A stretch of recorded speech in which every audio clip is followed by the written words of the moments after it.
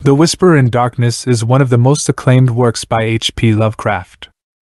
It was written between February and September 1930, and first published in the August 1931 issue of Weird Tales, a pulp magazine that specialized in weird and fantastic fiction. The story is influenced by Lovecraft's interest in astronomy, folklore, and occultism, as well as his personal experiences in Vermont, where he visited several times and was impressed by its natural beauty and rural isolation. The story also reflects Lovecraft's shift from supernatural horror to cosmic horror. The Whisperer in Darkness introduces the Migo, a race of extraterrestrial beings that resemble winged fungi. The Migo are capable of interstellar travel, mind transfer, and manipulation of matter and energy. They worship the outer gods, such as Nyarlathotep and Azathoth, and have a sinister agenda for humanity. The story also mentions Yuggoth, a name for Pluto that Lovecraft coined. Yuggoth is the home planet of the Migo, where they store the brains of their human victims in metal cylinders. The Whisperer in Darkness has been widely praised for its atmosphere, suspense, and scientific plausibility. It is considered one of Lovecraft's best works, and a classic of horror and science fiction literature. This video is a shorter version of it. Hope you enjoy it. I did not see any visual horror at the end. I inferred that a mental shock was the cause of my racing out of the Ackley farmhouse. I cannot prove whether I was right or wrong in my inference. Ackley's disappearance establishes nothing. People found nothing amiss in his house. It was just as though he had walked out for a ramble in the hills and failed to return. Eccentricity could easily account for his strange acts and apprehensions. The whole matter began with the Vermont floods of November 3, 1927. I was an instructor of literature at Miskatonic University and an amateur student of New England folklore. After the flood, there appeared odd stories of things found floating in some of the swollen rivers.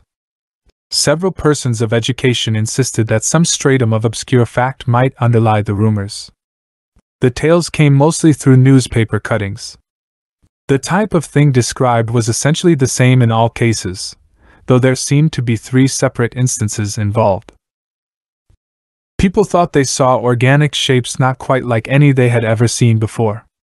They were pinkish things about 5 feet long, with crustaceous bodies bearing vast pairs of dorsal fins or membranous wings and several sets of articulated limbs. The reports from different sources tended to coincide. I concluded that the witnesses had glimpsed the battered and bloated bodies of human beings or farm animals in the whirling currents. The ancient folklore was of a highly singular character, and reflected the influence of still earlier Indian tales. I knew it well through the exceedingly rare monograph of Eli Davenport. It hinted at a hidden race of monstrous beings which lurked somewhere among the remoter hills. These beings were seldom glimpsed, but evidences of their presence were reported by those who had ventured farther than usual up the slopes of certain mountains. There were queer footprints or clawprints in the mud of brook margins and curious circles of stones. There were, too, certain caves of problematical depth in the sides of the hills. Worst of all, there were the things which adventurous people had seen very rarely in the twilight of the remotest valleys and dense perpendicular woods above normal hill climbing. The stray accounts of these things agreed well. The creatures were a sort of huge, light red crab with many pairs of legs and 2 great bat-like wings in the middle of the back. They sometimes walked on all their legs, and sometimes on the hindmost pair only. These things seemed content to let mankind alone. Many localities came to be known as inadvisable to settle in. People would look up at some of the neighboring mountain precipices with a shudder. There were later accounts of their curiosity respecting men, and of their attempts to establish secret outposts in the human world. There were tales of the queer clawprints seen around farmhouse windows in the morning. In the final layer of legends, there are shocked references to hermits and remote farmers who appeared to have undergone a repellent mental change. In one of the northeastern counties, it seemed to be a fashion about 1800 to accuse eccentric and unpopular recluses of being allies or representatives of the abhorred things. As to what the things were, explanations naturally varied. The common name applied to them was those ones, or the old ones. Perhaps the bulk of the Puritan settlers set them down bluntly as familiars of the devil. But the Indians had the most fantastic theories of all. While different tribal legends differed, there was a marked consensus of belief that the creatures were not native to this earth. The Pennacook myths taught that the winged ones came from the Great Bear in the sky. They did not live here, but merely maintained outposts and flew back with vast cargoes of stone to their own stars in the north. They harmed only those earth people who got too near them or spied upon them. All the legendary died down during the 19th century. Most people simply knew that certain hilly regions were considered as highly unhealthy, unprofitable, and generally unlucky to live in. In time, the ruts of custom and economic interest became so deeply cut in approved places that there was no longer any reason for going outside them. All this I had known from my reading, and from certain folk tales picked up in New Hampshire. I took great pains to explain this to my friends, and was amused when several contentious souls continued to insist on a possible element of truth in the reports. It was of no use to demonstrate to such opponents that the Vermont myths differed but little in essence from those universal legends of natural personification. No use either to point out the even more startlingly similar belief of the Nepalese hill tribes in the dreaded Migo or abominable snowmen. When I brought up this evidence, my opponents turned it against me by claiming that it must imply some actual historicity for the ancient tales. The more I laughed at such theories, the more these stubborn friends asseverated them. 2 or 3 fanatical extremists went so far as to hint at possible meanings in the ancient Indian tales which gave the hidden beings a non-terrestrial origin. Most of my foes, however, were merely romanticists who insisted on trying to transfer to real life the fantastic lore of lurking, little people. My letters to the Arkham Advertiser about the flood stories in Vermont were published and copied by the press in Vermont. The Rutland Herald and the Brattleboro Reformer both published my letters and comments. By spring 1928, I was well known in Vermont, despite never having been there. Then, I received challenging letters from Henry Akeley. Henry Wentworth Akeley was the last of a distinguished line of jurists and scholars. He was a notable student of mathematics, astronomy, biology, anthropology, and folklore at the University of Vermont. He was a man of character, education, and intelligence, but a recluse. Despite his incredible claims, I took Akeley seriously. He was close to the phenomena he speculated about, and was willing to leave his conclusions tentative. He had no personal preferences and was guided by evidence. I considered him intelligently mistaken and never attributed his ideas to insanity. Later, he sent me material proofs that placed the matter on a bizarre basis. Akeley introduced himself to me in a long letter, which I no longer possess but remember almost every word of. I affirm my confidence in the sanity of the man who wrote it. Akeley wrote to me from Townsend, Vermont on May 5, 1928. He had read my letter in the Brattleboro Reformer about strange bodies seen floating in flooded streams and the curious folklore they agree with. Akeley was directed toward studies of the hills by tales from elderly farmers. He wishes he had left the matter alone. He is familiar with anthropology and folklore and knows that tales of hidden races are as old as mankind. Akeley has seen the reprints of letters from me, and those arguing with me in the Rutland Herald. He believes my adversaries are nearer right than I am, even though all reason seems to be on my side. They are nearer right than they realize, for they go only by theory and cannot know what he knows. Akeley has evidence that monstrous things live in the woods on high hills which nobody visits. He has seen footprints and heard voices in the woods that he will not describe on paper. Akeley recorded voices in the woods on a phonograph and wants me to hear the record. The voices scared some old people because of their likeness to a certain voice their grandmothers had told them about. Akeley wants me to listen to the record and ask old backwoods people what they think of it. Akeley's object in writing to me is to give me information he thinks I will find interesting. He believes it does not do for people to know too much about these matters. He has explored places he does not want people to visit. There are non-human creatures watching us, with spies among us gathering information. The things come from another planet and can fly through interstellar space on clumsy, powerful wings. They come here to get metals from mines deep under the hills. They will not hurt us if we let them alone, but no one can say what will happen if we get too curious. Akeley thinks they mean to get rid of him because of what he has discovered. He found a great black stone with unknown hieroglyphics in the woods, and after he took it home, everything became different. They might kill him or take him off the earth to where they come from. Akeley urges me to hush up the present debate rather than give it more publicity. People must be kept away from these hills, and their curiosity ought not to be aroused any further. Akeley will try to send me the phonograph record and black stone by express if I am willing. He thinks the creatures have a way of tampering with things and that there is a spy among them. They are trying to cut him off from our world because he knows too much about their world. Akeley may have to leave his home and go live with his son in San Diego if things get worse. He would hardly dare sell his house now that the creatures have taken notice of it. They seem to be trying to get the black stone back and destroy the phonograph record, but he will not let them if he can help it. Akeley thinks we can be useful to each other with our respective studies. He warns me that possession of the stone and record won't be very safe, but thinks I will find any risks worth running for the sake of knowledge. He lives alone now since he can't keep hired help because of the things that try to get near the house at night. Akeley hopes he is not bothering me unduly and that I will decide to get in touch with him rather than throw his letter away as a madman's raving. Akeley is making extra prints of certain photographs he thinks will help prove some of his points. He will send them to me soon if I am interested.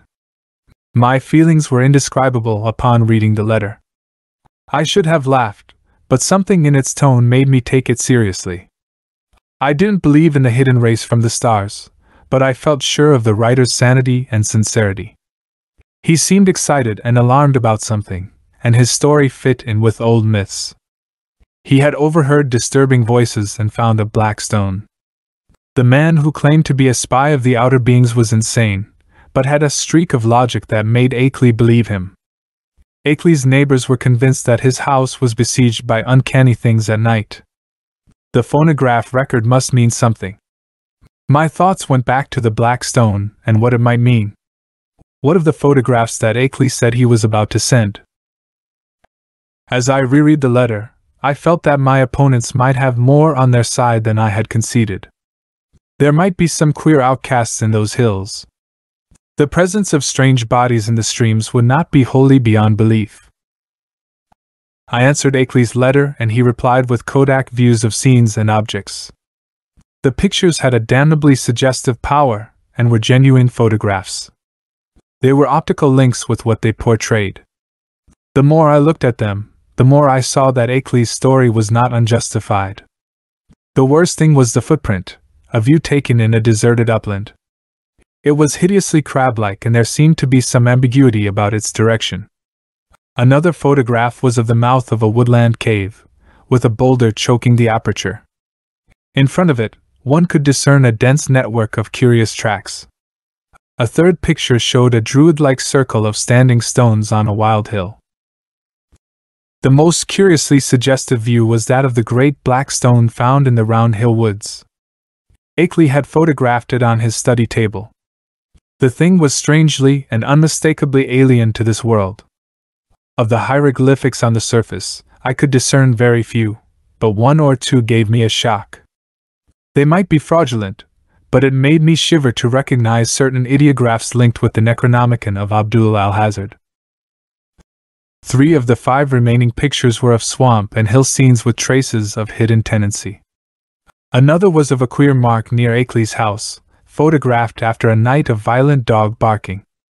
The final picture was of the Akeley place itself, a trim white house with a well-kept lawn and stone-bordered path. I turned to the letter itself and was immersed in unutterable horror. Akeley entered into minute details, presenting transcripts of words overheard in the woods and accounts of monstrous forms spied in thickets. I found myself faced by names and terms I had heard in hideous connections: Yuggoth, Great Cthulhu, Tsathoggua, Yog-Sothoth, Raya, Nyarlathotep, Azathoth, Hastur, Yayan, Lung, the Lake of Hali, Bethmura, the Yellow Sign, Mercathalos, Bran, and the Magnum Inominandum. My brain whirled and I began to believe in incredible wonders. The evidence was overwhelming and Akeley's cool, scientific attitude had a tremendous effect on me. By the time I laid the letter aside, I could understand his fears and was ready to keep people away from those haunted hills. With the reading of that letter, my public debating about the Vermont horror ended. During late May and June, I was in constant correspondence with Akeley. We were trying to compare notes in obscure mythological scholarship and arrive at a clearer correlation of the Vermont horrors with primitive world legend. We virtually decided that the morbidities and the Himalayan Migo were the same order of nightmare. There were absorbing zoological conjectures, but Akeley commanded me to tell no one. We were leading up to deciphering the hieroglyphics on the black stone, which might place us in possession of dizzying secrets. Akeley received a phonograph record in late June, shipped from Brattleboro. He was feeling an increased sense of espionage and suspected certain men, including the surly farmer Walter Brown, of being tools and agents of the hidden beings. Akeley had once found a footprint, or clawprint near Brown's house which might possess ominous significance. The record was shipped from Brattleboro, where Akeley drove along the lonely Vermont back roads. He confessed that he was beginning to be afraid of those roads and would not even go into Townsend for supplies except in broad daylight. He would be going to California soon to live with his son. Before trying the record on a commercial machine, I carefully went over all the explanatory matter in Akeley's letters. The record was obtained near the closed mouth of a cave on Dark Mountain, a place plagued with strange voices. Akeley had brought the phonograph and dictaphone in expectation of results on Maeve, and he was not disappointed. The substance of the record was quasi-ritualistic, and included one palpably human voice which Akeley had never been able to place. The second voice was the accursed buzzing which had no likeness to humanity despite the human words it uttered in good English grammar and a scholarly accent. The recording phonograph and dictaphone had not worked uniformly well, resulting in a fragmentary speech. Akeley had given me a transcript of what he believed the spoken words to be. The text was darkly mysterious, and included one human voice and one buzzing voice which had no likeness to humanity. The voices spoke of the Lord of the Woods, the gifts of the men of Ling, and praised great Cthulhu, Tsathoggua, and him who is not to be named. I started the phonograph with a trace of genuine dread and reluctance. The first faint words were in a human voice, which seemed vaguely Bostonian in accent. As I listened, I found the speech identical with Akeley's transcript. It chanted on in that mellow Bostonian voice, praising Shub-Niggurath, the goat with 1,000 young. I heard the other voice and shuddered retrospectively. Those to whom I have described the record find nothing but cheap imposture or madness in it, but I know they would think differently if they had heard it themselves. To me, with my first-hand impression and knowledge of the background, the voice was a monstrous thing, a morbid echo from unimaginable outer hells. The voice repeated, "Aye! Shub-Niggurath! The black goat of the woods with 1,000 young!" I have not been able to analyze the voice well enough for a graphic description. It was like the drone of a loathsome, gigantic insect shaped into articulate speech. The organs producing it can have no resemblance to human vocal organs. Its sudden advent almost stunned me, and I heard the rest of the record in an abstracted daze. I gave the record many other playings and made exhaustive attempts at analysis and comment with Akeley. We concluded that we had secured a clue to the source of some repulsive primordial customs in elder religions. There seemed to be ancient alliances between hidden outer creatures and certain members of the human race. There was room for limitless horrified speculation about their state today. Akeley and I continued to discuss the best way to get the black stone to Arkham. Akeley was afraid to trust it to any ordinary transportation route, and decided to take it across county to Bellows Falls and ship it on the Boston and Maine system. He had noticed a man around the express office at Brattleboro when he had sent the phonograph record, whose actions had been far from reassuring. Another letter of mine went astray, and Akeley told me to address him in care of the general delivery at Brattleboro. He was getting more anxious, mentioning increased barking of dogs on moonless nights and fresh claw prints in the road and mud. Once he told about an army of prints facing a line of dog tracks and sent a disturbing picture to prove it. Akeley expressed the black stone over the B&M on train number 5508, but it did not arrive as expected. I telephoned the express office and was informed that no shipment for me had arrived. I called the express agent at the Boston North Station and learned that my consignment had not appeared. The agent promised to institute a searching inquiry, and I sent Akeley a night letter outlining the situation. A report came from the Boston office about an incident on train number 5508. The railway express clerk had an argument with a curious-voiced man, lean, sandy, and rustic-looking, who claimed to expect a heavy box. The man had given the name of Stanley Adams and had a queerly thick, droning voice that made the clerk dizzy and sleepy. The man was greatly excited about the box, but it was neither on the train nor entered on the company's books. The Boston agent added that the clerk was a young man of unquestioned veracity and reliability. I went to Boston to interview the clerk in person, but he could add nothing to his original account. He was not even sure he could recognize the strange inquirer again. I returned to Arkham and wrote letters to Akeley, the express company, and the police department and station agent in Keene. My investigations came to nothing. The queer-voiced man had been noticed around the Keene station, but he was unknown and had not been seen before or since. He had not visited the telegraph office or received any message. Akeley joined me in conducting inquiries, but he seemed more fatalistic than I and had no real hope of recovering the stone. Akeley wrote that unknown things had begun to close in on him. The nocturnal barking of the dogs was hideous now, and there had been attempts to molest him on the lonely roads. On August 2nd, he found a tree trunk laid in his path while driving to the village. The savage barking of his two great dogs told of lurking things. On August 15th, I received a frantic letter from Akeley. There had been frightful happenings on the night of August 12-13th, bullets flying outside the farmhouse, and 3 of the 12 great dogs being found shot dead in the morning. There were myriads of claw prints in the road. Akeley had started to telephone for more dogs, but the wire had gone dead. My attitude toward the matter was slipping from scientific to personal. I was afraid for Akeley and half afraid for myself because of my connection with the strange hill problem. In replying to his letter, I urged him to seek help and hinted that I might take action myself if he did not. In return, I received only a telegram from Bellows Falls which read, "Appreciate your position but can do nothing." Upon my replying to the telegram, I received a shaky note from Akeley with astonishing news that he had not sent the wire or received my letter. Hasty inquiries by him at Bellows Falls brought out that the message was deposited by a strange sandy-haired man with a curiously thick voice. Akeley spoke of the death of more dogs and the purchase of still others, and of the exchange of gunfire each moonless night. Brown's prints were now found regularly among the claw prints in the road. Akeley admitted it was a pretty bad business, and he would probably have to go live with his California son. But it was not easy to leave the only spot one could think of as home.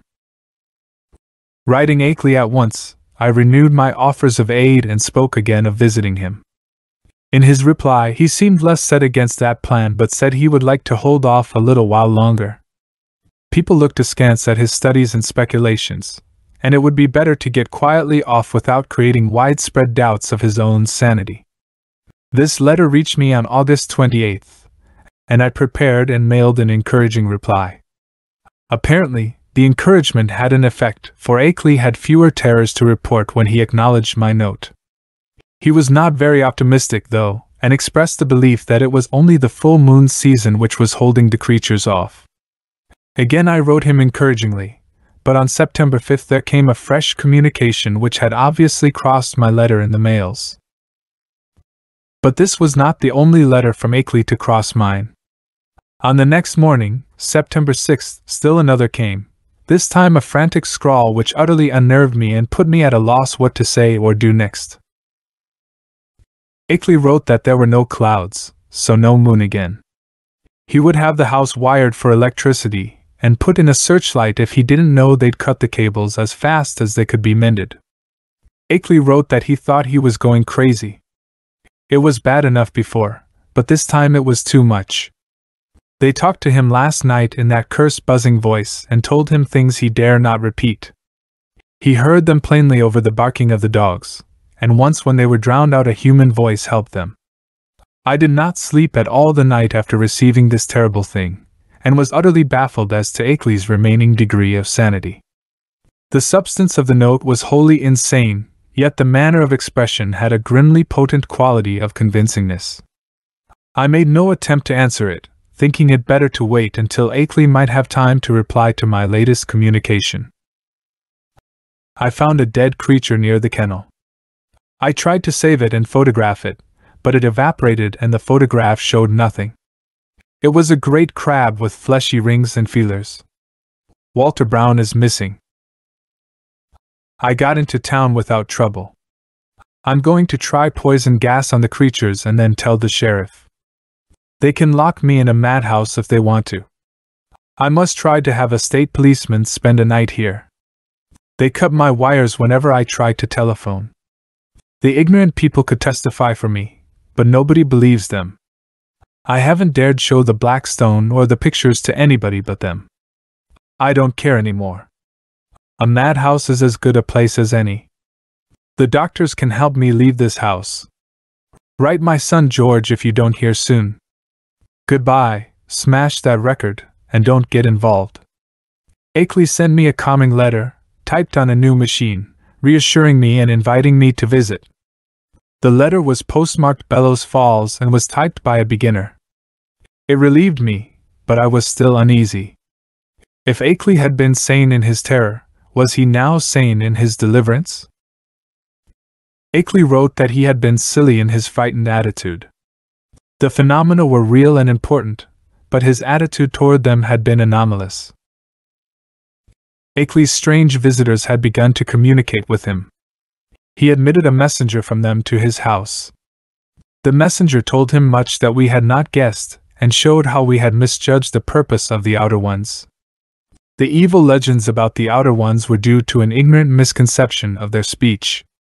What Ackley had thought morbid and shameful was actually awesome and mind-expanding.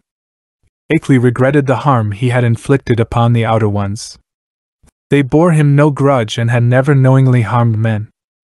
There was a secret cult of evil men devoted to tracking them down and injuring them on behalf of monstrous powers from other dimensions.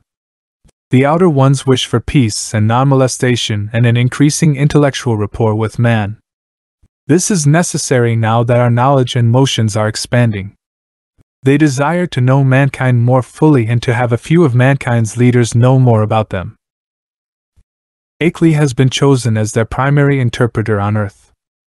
Much was told to him, and more will be communicated to him. He will not be called upon to make any trip outside just yet. His house will be besieged no longer. The outer beings are the most marvelous organic things in or beyond all space and time. They are more vegetable than animal and have a somewhat fungoid structure. Their type is composed of a form of matter totally alien to our part of space. That is why they cannot be photographed on ordinary camera films and plates. The genus is unique in its ability to traverse the interstellar void in full corporeal form. Their external resemblance to animal life is a matter of parallel evolution rather than of close kinship. Their brain capacity exceeds that of any other surviving life form. Telepathy is their usual means of discourse, though they have rudimentary vocal organs which can roughly duplicate speech after a slight operation. The Outer One's main abode is a planet beyond Neptune, called Yuggoth, in ancient writings. It will soon be the scene of a strange focusing of thought upon our world. Astronomers may discover Yuggoth when the Outer Ones wish them to do so. Yuggoth is only the stepping stone. The main body of the beings inhabits abysses beyond human imagination. The space-time globule we recognize as cosmic entity is only an atom in their infinity. I will eventually be opened up to as much of this infinity as any human brain can hold. You will appreciate the titanic opportunity one have stumbled upon. I want you to share as much of it as possible. I invite you to come to see me and bring along the phonograph record and all my letters to you. You might bring the Kodak prints too, since I seem to have mislaid them. But what a wealth of facts I have to add. Don't hesitate. I am free from espionage now. Just come along and let my car meet you at the Brattleboro station. Don't tell anyone about it, for this matter must not get to the public. Take the B&M to Greenfield, then change for Brattleboro. Let me know the date, and I'll have my car on hand at the station. Akeley awaits word from Wilmarth and hopes to see him shortly with the phonograph record, letters, and Kodak prints. He signs the letter as yours in anticipation, Henry W. Akeley. My emotions upon reading this letter are complex. The change of mood from terror to complacency was lightning-like and complete. I could scarcely believe that a single day could so alter Akeley's psychological perspective. At certain moments, I wondered whether this drama of fantastic forces were not a half-illusory dream. Then I thought of the phonograph record and gave way to still greater bewilderment. The letter seemed so unlike anything expected. The man's whole personality seemed to have undergone an insidious mutation. Yet in another way, the letter seemed quite characteristic of Akeley. The same old passion for infinity, the same old scholarly inquisitiveness. I sat up thinking of the marvels behind the letter I had received. My mind worked upon this new material in a cycle of doubt and acceptance. Before dawn, a burning curiosity had begun to replace the original storm of perplexity. Akeley had encountered some stupendous change of perspective in his research, diminishing his danger and opening new vistas of cosmic knowledge. My own zeal for the unknown flared up to meet his. To shake off the limitations of time and space and natural law, to be linked with the vast outside, surely such a thing was worth the risk. Akeley had said there was no longer any peril. He had invited me to visit him. So late Sunday morning, I telegraphed Akeley that I would meet him in Brattleboro on Wednesday, September 12th. I did not feel like arriving in that haunted region late at night, so I chose a train reaching Brattleboro at 1:08 p.m., a much more comfortable hour for meeting Akeley. Akeley's reply endorsed my choice and reminded me not to forget the record, letters, and prints. He also asked me to keep my destination quiet and to expect great revelations. Receipt of this message removed any lingering doubts about the authorship of the letter. My relief was marked. But I slept soundly that night, and was busy with preparations during the ensuing 2 days. On Wednesday, I started as agreed, taking with me a valise full of necessities and scientific data, including the phonograph record, Kodak prints, and Akeley's correspondence. I had told no one where I was going. The thought of mental contact with alien entities was stupefying. I do not know whether dread or expectancy was uppermost in me as I changed trains in Boston and began the long run into territories I knew less thoroughly. My train reached Greenfield 7 minutes late, but the northbound express had been held. Transferring in haste, I felt a curious breathlessness as the cars rumbled on into territories I had always read of but never visited. I knew I was entering an older-fashioned and more primitive New England than the mechanized, urbanized areas where all my life had been spent. There would be odd survivals of that continuous native life which keeps alive strange ancient memories. Now and then I saw the blue Connecticut River gleaming in the sun. Ahead loomed green and cryptical hills. The conductor told me to set my watch back an hour. As I did so, it seemed to me that I was likewise turning the calendar back a century. Akeley's friend, Mr. Noyes, met me at the station. Akeley had suffered an asthmatic attack and did not feel equal to making a trip. It was not serious, and there was to be no change in plans regarding my visit. Noyes seemed to be a comparative outsider. He gestured me to his large and immaculate car bearing Massachusetts license plates. Noise started the car and we swept up an incline into the main street of Brattleboro. The town drowsed like the older New England cities which one remembers from boyhood. I could tell that I was at the gateway of a region where old, strange things have had a chance to grow and linger because they have never been stirred up. As we passed out of Brattleboro, my sense of foreboding increased. The hill-crowded countryside hinted at obscure secrets, and immemorial survivals which might, or might not be hostile to mankind. Our course followed a broad, shallow river which flowed down from unknown hills in the north. Gradually, the country grew wilder and more deserted. Archaic covered bridges lingered fearsomely out of the past in pockets of the hills. There were awesome sweeps of vivid valley where great cliffs rose. Branching away were narrow roads that bored their way through solid masses of forest among whose primal trees whole armies of elemental spirits might well lurk. The village of Newfane was our last link with the world which man can call his own. After that, we entered a fantastic world of hushed unreality in which the road rose and fell amidst the tenantless green peaks and half-deserted valleys. The only thing that reached my ears was the gurgling trickle of strange waters from hidden fountains in the shadowy woods. The nearness of the dwarfed, domed hills became breathtaking. Their steepness suggested nothing in common with the prosaic world we know. The dense, unvisited woods on those inaccessible slopes seemed to harbor alien and incredible things. All the legends of the past and all the stupefying imputations of Ackley's letters welled up in my memory to heighten the atmosphere of tension and growing menace. The purpose of my visit struck me all at once with a chill sensation that nearly overbalanced my ardor for strange delvings. My guide must have noticed my disturbed attitude, for as the road grew wilder, his occasional pleasant comments expanded into a steadier flow of discourse. He spoke of the beauty and weirdness of the country, and revealed some acquaintance with Ackley's folklore studies. From his polite questions, it was obvious that he knew I had come for a scientific purpose, but he gave no sign of appreciating the depth and awfulness of Ackley's knowledge.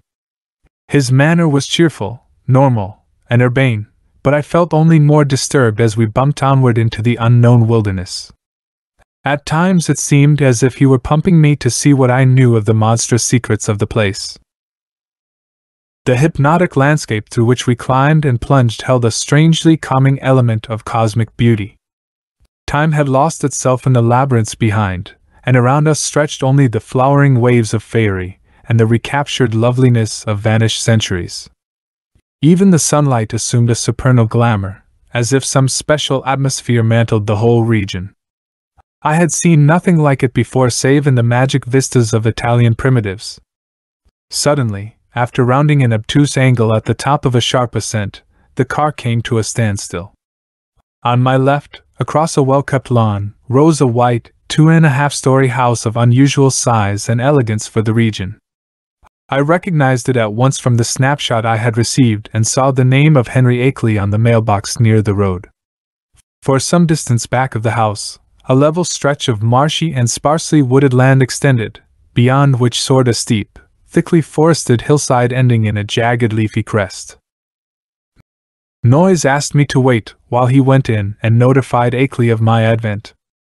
He himself had important business elsewhere and could not stop for more than a moment. As he briskly walked up the path to the house, I climbed out of the car myself, wishing to stretch my legs before settling down to a sedentary conversation. My feeling of nervousness and tension had risen to a maximum again now that I was on the actual scene of the morbid beleaguering described in Ackley's letters. Close contact with the utterly bizarre is often more terrifying than inspiring, and it did not cheer me to think that this very bit of dusty road was where those monstrous tracks and that foetid green ichor had been found. My eyes turned downward to the powdery road surface which had held such hideous testimonies. The last few days had been dry, and tracks of all sorts cluttered the highway. With a vague curiosity, I began to trace the outline of some of the impressions, trying to curb the flights of macabre fancy which the place and its memories suggested. An image shot into my consciousness which made those vague menaces and flights of fancy seem mild indeed. My restless vision had caught certain details near the spot where the path to the house joined the highway and had recognized beyond doubt or hope the frightful significance of those details. It was not for nothing that I had pored for hours over the Kodak views of the outer one's clawprints, which Akeley had sent. Too well did I know the marks of those loathsome nippers. No chance had been left me for merciful mistake. Here, in objective form before my own eyes, were at least 3 marks which stood out blasphemously among the surprising plethora of blurred footprints leading to and from the Akeley farmhouse. They were the hellish tracks of the living fungi from Yuggoth. I pulled myself together in time to stifle a scream. After all, what more was there than I might have expected, assuming that I had really believed Akeley's letters? He had spoken of making peace with the things. Noyes emerged from the door and approached with a brisk step. He informed me that Akeley was glad and ready to see me, although his sudden attack of asthma would prevent him from being a very competent host for a day or 2. These spells hit him hard when they came and were always accompanied by a debilitating fever and general weakness. He never was good for much while they lasted, had to talk in a whisper, and was very clumsy and feeble in getting about. Today he was in rather bad shape, so that I would have to attend very largely to my own needs, but he was none the less eager for conversation. Noyes left, and I walked towards the house. The door was open, but before entering, I noticed something strange about the place. It was the silence. There were no signs of life, no hens or hogs. I entered the house and closed the door behind me. The hallway was tasteful, but something made me want to leave. Perhaps it was an odd odor. I entered the darkened room and noticed a stronger odor and a faint vibration. In the corner, I saw a white blur of a man's face and hands. It was my host, Akeley. Akeley looked very sick. His face was strained and his stare was glassy. His hands rested limply in his lap. He wore a loose dressing gown and a yellow scarf around his head and neck. Akeley tried to talk in a hacking whisper. His accent was not rustic, and his language was polished. Akeley greeted me and apologized for not rising due to his illness. He told me about my room and meal, and asked me to take out the letters, pictures, and record to discuss them tomorrow. Akeley said he was familiar with his spells of illness and that there was nothing I could do for him. He asked me to come back for a quiet visit before night. Akeley said Einstein was wrong and that certain objects can move faster than light. He expected to go backward and forward in time and visit other planets, including Yuggoth. Akeley described Yuggoth as a dark world with great cities built of black stone. The beings there have other senses and do not need light. He said visiting Yuggoth would drive any weak man mad, but it is not really terrible. I obeyed Akeley and fetched my valise, depositing the desired articles. I ascended to my room, which was pleasant and well furnished. Akeley's whispered paragraphs about Yuggoth made my flesh creep. My room was devoid of the musty odor and sense of vibration.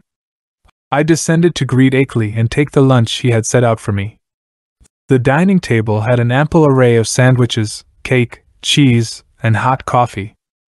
The coffee had an unpleasant acrid taste, so I did not drink it.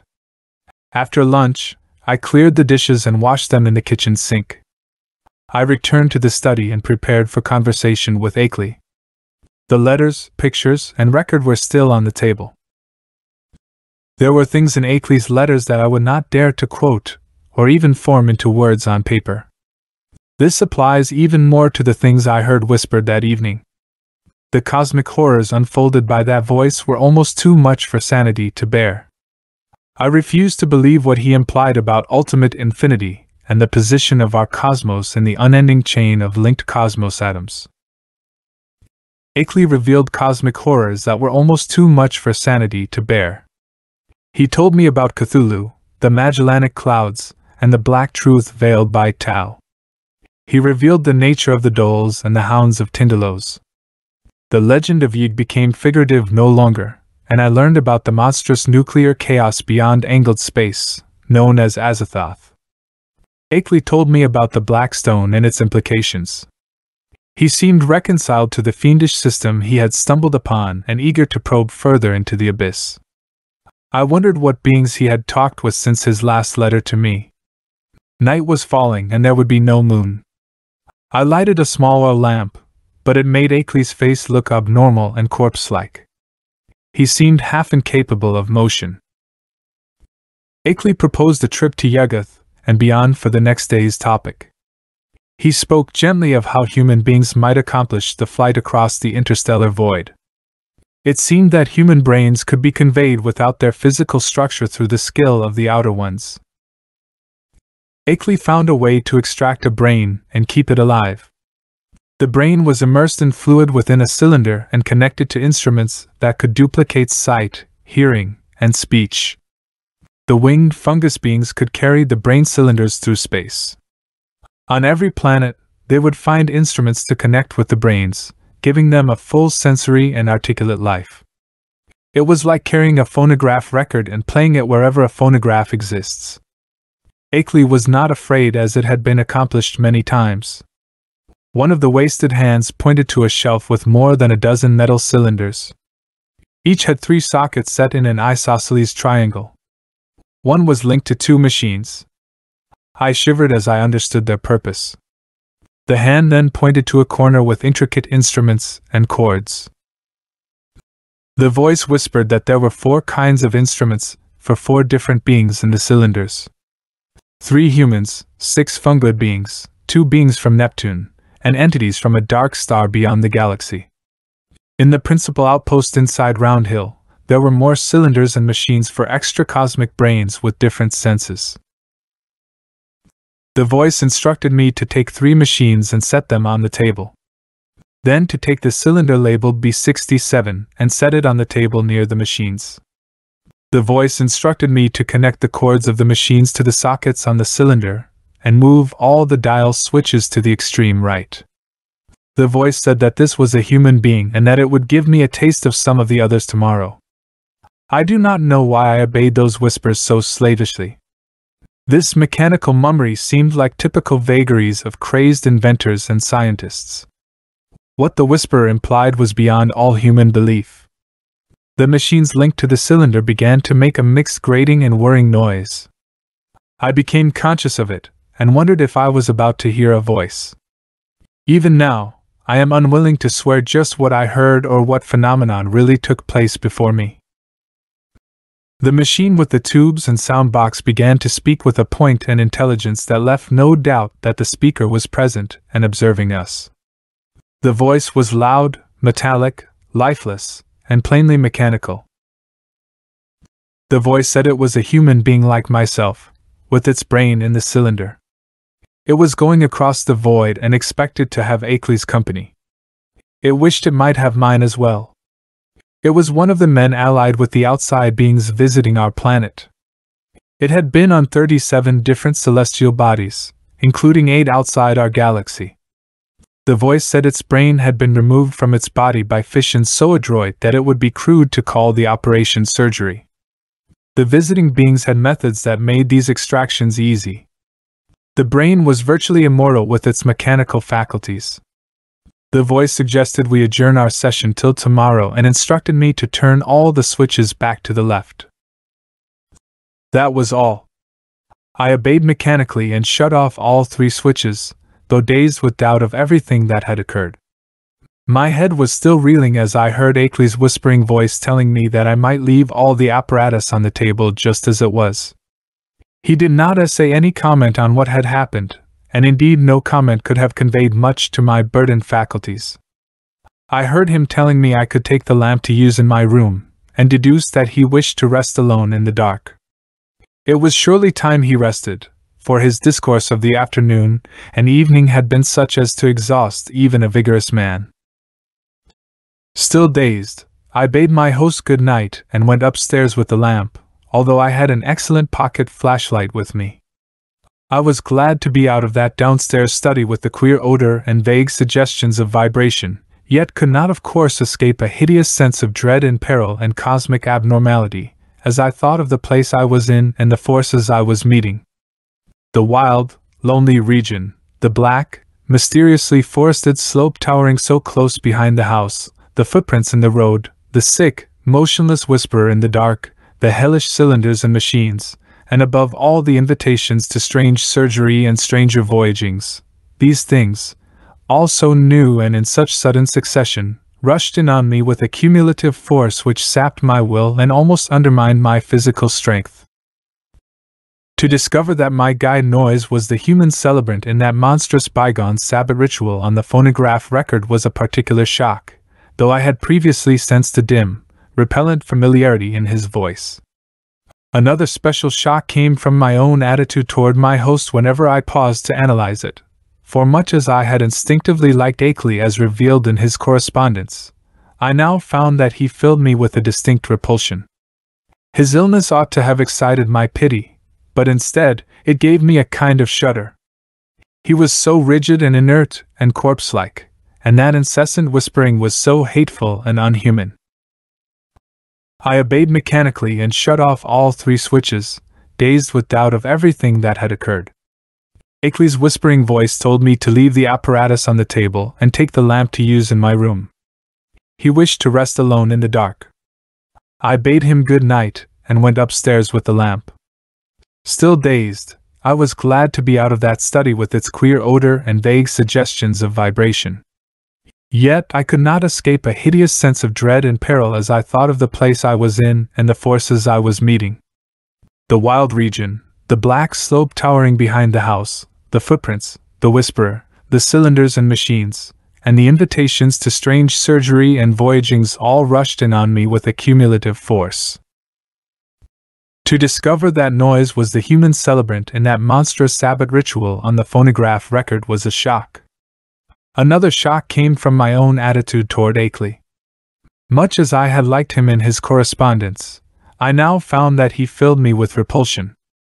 His illness ought to have excited my pity, but instead, it gave me a shudder.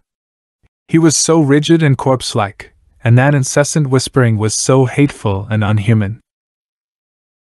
The whispering was different from anything else I had ever heard. Despite the speaker's motionless lips, it had a latent strength and carrying power.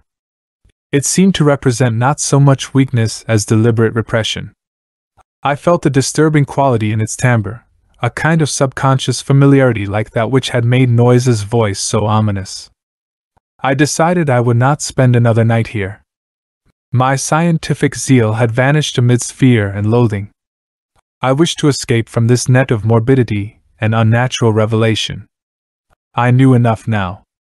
Cosmic linkages do exist, but they are not meant for normal human beings to meddle with. Blasphemous influences seemed to surround me. Sleep was out of the question, so I extinguished the lamp and lay on the bed fully dressed, gripping a revolver and holding a flashlight.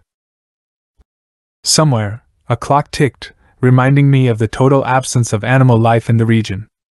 Even the accustomed night noises of wild living things were absent. Except for the sinister trickle of distant unseen waters, the stillness was anomalous and interplanetary. I wondered what star-spawned blight could be hanging over the region. I recalled that dogs and other beasts had always hated the outer ones and thought of what those tracks in the road might mean. I woke up and heard and saw things. You will say that I did not wake up and everything was a dream until I rushed out of the house, stumbled to the shed, and seized the old Ford for a mad race over the haunted hills. I landed in a village which turned out to be Townsend. You will discount everything else in my report, and declare that all the evidences were bits of pure deception practiced on me by the missing Henry Akeley. You will even hint that he conspired with other eccentrics to carry out a silly and elaborate hoax. It is odd, though, that Noise has not even yet been identified. I know that loathsome outside influences must be lurking there in the half-unknown hills. When my frantic story sent a sheriff's posse out to the farmhouse, Akeley was gone without leaving a trace. His loose dressing gown, yellow scarf, and foot bandages lay on the study floor near his corner easy chair. The dogs and livestock were indeed missing, and there were some curious bullet holes both on the house's exterior and on some of the walls within, but beyond this nothing unusual could be detected. I stayed a week in Brattleboro after my escape, making inquiries among people of every kind who had known Akeley, and the results convinced me that the matter is no figment of dream or delusion. Solid citizens believe he was mad, and unhesitatingly pronounce all reported evidences mere hoaxes devised with insane cunning, but the lowlier country folk sustain his statements in every detail. Suspicious sights and sounds had been noticed increasingly around Akeley's house after he found the Black Stone. Dark Mountain and Round Hill were both notoriously haunted spots. Occasional disappearances of natives throughout the district's history were well attested. When I left Brattleboro, I resolved never to go back to Vermont. Those wild hills are surely the outpost of a frightful cosmic race. Astronomers have named a new ninth planet beyond Neptune, Pluto. I feel, beyond question, that it is nothing less than Yuggoth. I have still to tell of the ending of that terrible night in the farmhouse. I did finally drop into a troubled doze. Just what awake me I cannot yet say, but that I did indeed awake at this given point I feel very certain. My first confused impression was of stealthily creaking floorboards in the hall outside my door. By the time I had listened a few seconds I was broad awake. The tones were curiously varied. Hideous though the idea was, I knew that I was under the same roof with nameless things from abysmal space. The two voices were individually different, but they were both of the same damnable general kind. A third voice was indubitably that of a mechanical utterance machine connected with one of the detached brains in the cylinders. To complete the eldritch colloquy there were two actually human voices. I tried to catch the words which the floor so bafflingly intercepted. I was also conscious of a great deal of stirring and scratching and shuffling in the room below. Objects seemed now and then to move across the room like conscious entities. Before long I saw that it would be impossible to distinguish any connected discourse. Isolated words now and then floated up, but their true significance was lost for want of continuous context. A terrible and abnormal conclave, I felt certain, was assembled below me. The speech machine said it was my fault. It had sent back everything. It was fooled by the impersonal force. It saw the new cylinder. It cried to God. A buzzing voice said they should stop. Akeley was human. His brain was saying something. Another buzzing voice said Nyarlathotep. Wilmarth. Fake records and letters. Noise said a word I couldn't say. He said it was harmless. It would be over soon. It was a show. He had told me before. The first buzzing voice said there was no reason to change the plan. They would use the effects. Noise could watch. They would go to Round Hill with the new cylinder in Noise's car. Noise agreed. He said it was all theirs. He would stay here and rest. Many voices spoke at once. I heard footsteps and clattering. Something flapped its wings. A car started and left. Then silence. This is what I heard as I lay on the bed upstairs in the haunted house in the Hills of Horror. I was awake and dressed, with a gun in one hand and a flashlight in the other. But I couldn't move for a long time after the sound stopped. I heard the old clock ticking below and Akeley's snoring. I didn't know what to think or do. What had I heard that I didn't already know? The outsiders were here, but maybe Akeley didn't expect them. But something in their words made me cold and scared, and made me wish it was all a dream. Maybe my mind caught something that I didn't notice yet. But what about Akeley? Wasn't he my friend? Wouldn't he have warned me if they meant to harm me? His snoring seemed to mock my fears. I wondered if Akeley had been tricked and used to lure me here with the letters and pictures and record. Did they want to destroy us both because we knew too much? Something was wrong. Everything was not as it seemed. The coffee I didn't drink, was it drugged? I had to talk to Akeley and get out of here. If he wouldn't go, I would. Maybe I could use his Ford in the shed. I didn't hate him anymore. He was like me. We had to stick together. But I had to wake him up now. I got up and got ready to go downstairs. I held the gun in my right hand and the flashlight and valise in my left. I don't know why I was so careful, since I was going to wake up the only other person in the house. I went down the stairs and heard the snoring from the living room on my left. The study on my right was where the voices came from. I opened the living room door and shone the flashlight on the sleeper's face. Then I quickly turned it off and went back to the hall. I had a good reason to be careful now. The sleeper was not Akeley, but Noise. I didn't know what was going on, but I wanted to find out more before waking anyone up. I closed the living room door quietly and went into the dark study. I looked for Akeley in his big chair in the corner. On the table, I saw one of the cylinders with machines attached to it, and another machine for talking nearby. It must be the brain that talked before. For a moment, I wanted to connect it and hear what it would say. I thought the cylinder with machines must know I was there. It could see and hear me. But I didn't touch it. It was the new one with Akeley's name on it. He had told me not to bother it. Maybe I should have made it talk. Maybe it could have answered my questions and doubts. But maybe it was better that I left it alone. I looked for Akeley in his chair, but it was empty. His dressing gown, scarf, and bandages were on the floor. The smell and vibration were gone. They had been only near him. What had caused them? I wish I had left before shining the light on the chair again. I screamed and ran out of the house, leaving Noise sleeping. That was the last I heard of that place of horror in the hills. I got into the Ford and drove away in the dark night. It was like a nightmare. I got to Townsend somehow. I hope I'm still sane. Sometimes I'm afraid of what will happen, especially since they found Pluto. In the chair, I saw 3 things that they didn't find later. They were not horrible to look at, but they made me think of terrible things. Sometimes I wonder if it was all a dream or a delusion.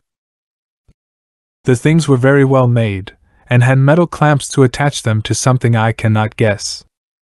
I pray they were made of wax, but I fear they were not. What was that whisper in darkness that spoke to me through the cylinder? What was in that shiny cylinder with Akeley's name on it? What did they do to poor Akeley? They had great skill in surgery and science. The things in the chair were exactly like Akeley's face and hands.